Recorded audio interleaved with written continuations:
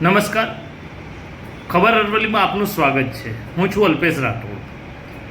મોડાસા શહેરમાં છેલ્લા 2 દિવસથી તહેલકો મચી ગયો હોય તેવી પરિસ્થિતિ ઊભી થઈ છે. મોડાસા શહેરમાં ઇતિહાસમાં સૌથી મોટો ઇન્કમટેક્સનો દરોડો પડ્યો છે. મોડાસાના ડૉક્ટરો, બિલ્ડરો અને એમની સાથેના સંલગ્ન વેપારીઓ અને સંલગ્ન વ્યક્તિઓના ત્યાં આ દરોડા પડ્યા છે.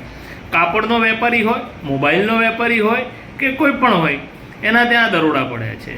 44 કરતાં વધુ સ્થળ ઉપર દરોડા પડ્યા છે. ત્યારે આ દરોડાથી દોડાદોડ મચી ગઈ છે અને માર્કેટ પણ સ્તબ્ધ બની ગયું છે.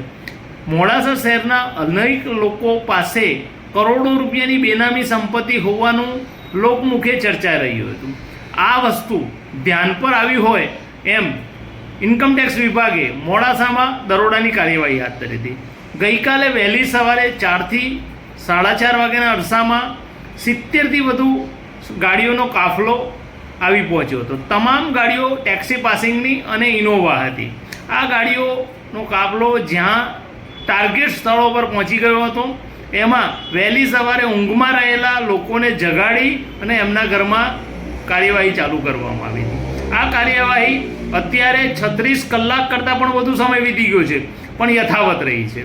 જેના કારણે મોડાસા શહેરમાં લાખો રૂપિયાની નહીં પણ કરોડો રૂપિયાની બેનામી સંપત્તિ, બેનામી મિલકતો અને બેનામી દાગીના, સોના ચાંદીના દાગીના હોય કે એ સિવાય કાં તો પ્લેટિનમના પણ દાગીના હોઈ શકે છે. આવા કિંમતી ધાતુઓના દાગીનાઓ પણ લોકો પાસેથી મળી આવ્યા હોવાનું લોકમુખે ચર્ચાઈ રહ્યું છે.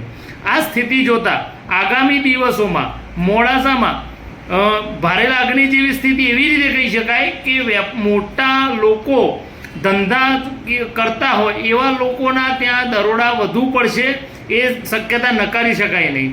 મોડાસામાં જે દરોડાની કાર્યવાહી ચાલી રહી છે એમાં પ્રાથમિક માહિતી મુજબ તો આવા લોકોએ વિદેશી નાણાંની હેરફેર કરી હોવાની સામે આવ્યું છે. વિદેશી નાણું હેરફેર કર્યું હોય તો એનામાં ફરજિયાતપણે ઈડીની કાર્યવાહી થાય. આ સમાચાર વચ્ચે ઈડી પણ મોડાસામાં તપાસમાં જોડાઈ ગઈ છે. ઈડીની તપાસ ચાલુ થઈ જતાં આ સંજોગો જોતા આગામી વધુ 2 દિવસ કે 3 દિવસ આ કાર્યવાહી ચાલુ રહેશે અને આવા તત્વો સામે ઈડી કાં તો વિદેશી નાણાંની હેરફેર એટલે કે એન્ફોર્સમેન્ટ અને ફેરા મુજબ કાર્યવાહી કરશે, તેમાં બેમત નહીં હોય. મોડાસામાં ગઈકાલથી આજે કાર્યવાહી ચાલી રહી છે. એના પ્રતાપે મોડાસાના અનેક વેપારીઓ શટર બંધ કરીને ભૂગર્ભમાં ઉતરી ગયા છે.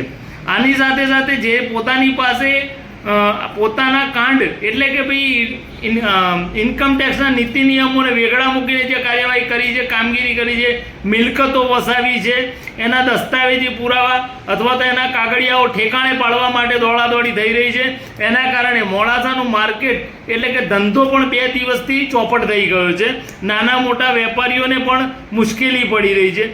આ જોતાં આગામી દિવસોમાં મોડાસામાં તહેવારો આવી રહ્યા છે, દિવાળીનો તહેવાર આવી રહ્યો છે, ત્યારે મંદીનો માહોલ સર્જાય તો નવાઈ પામવા જેવું નહીં હોય.